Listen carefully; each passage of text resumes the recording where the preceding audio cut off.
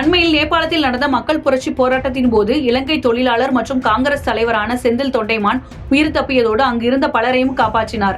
இவர் தொழிற்சங்க மாநாட்டிற்கு சென்றிருந்த வேளையில் அங்கு தங்கியிருந்த ஹோட்டலில் தீ விபத்து ஏற்பட்டது. அப்போது தொண்டைமான் தங்கியிருந்த ஹோட்டல் முழுவதும் தீ மளமளவென பரவியது. இந்நிலையில் தன் உயிரை துச்சமென மதித்து அங்கு தங்கியிருந்த பல சுற்றுலா பயணிகளை காப்பாற்றினார். அவரின் இந்த செயலுக்கு நன்றி தெரிவிக்கும் விதமாக உயிர் தப்பிய வெளிநாட்டு சுற்றுலா பயணிகள் சமூக ஊடகங்களில் தங்கள் நன்றியை தெரிவித்து வருகின்றனர்.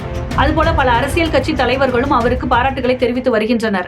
காத்மாண்டு கலவரத்தில் இந்தியர்களை காப்பாற்றிய செந்தில் தொண்டைமானின் துணிச்சலும் ஆபத்தில் உதவும் குணமும் போற்றத்தக்கவையே என்று பாமக தலைவர் அன்புமணி பாராட்டியுள்ளார்.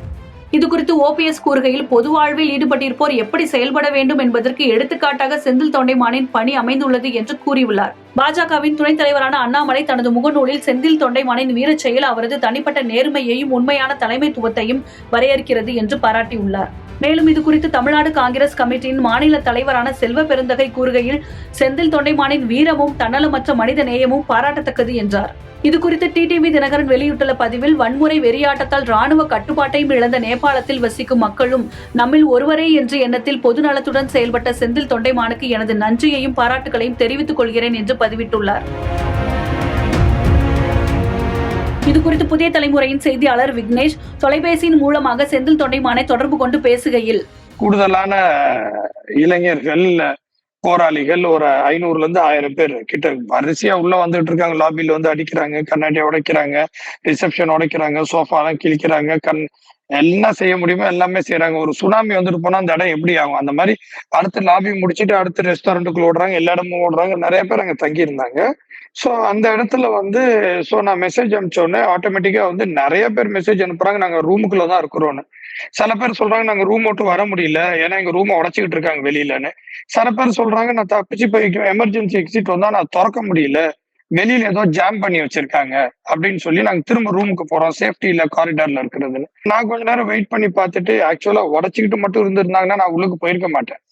ஸோ எல்லாரும் ரூமுக்குள்ள சேஃப்டியா இருப்பாங்க. ஃபயருங்கிறப்ப ஒரு 3-4 ஹவர்ஸ் போயிருச்சுன்னா ஒரு 3-4 ஃப்ளோர்ஸ் ஃபயர் பர்ன் ஆகணும்னா மேல இருந்து யாரும் வர முடியாது. ஆர்மி வந்து நெக்ஸ்ட் டே மார்னிங் வரைக்கும் வரப்போறது இல்லைன்ட்டாங்க, போலீஸ் வரப்போறது இல்ல, ஃபயர் சர்வீஸ் இல்ல.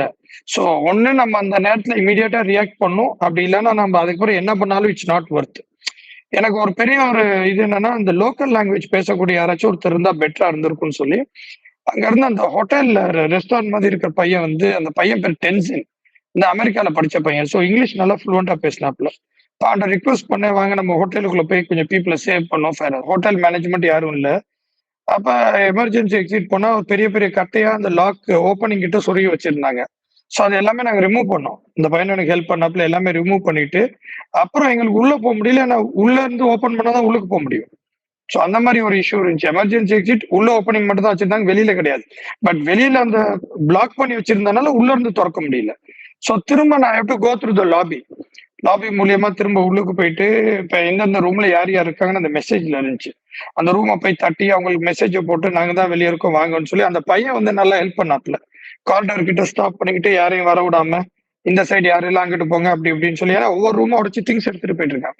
ஸோ ஒவ்வொரு ஃபேமிலியா நம்ம ஏஜ் ஃபேமிலி, குழந்தைகள் இருக்கிறவங்க இவங்கெல்லாம் ரிமூவ் பண்ணி அந்த எமர்ஜென்சி எக்ஸிட் வழியா ஒரே நேரத்துல எல்லாத்தையும் அனுப்பல, ஒரு 5 பேர் 6 பேர்னு ஒரு குரூப்பா நம்ம அனுப்பணும்.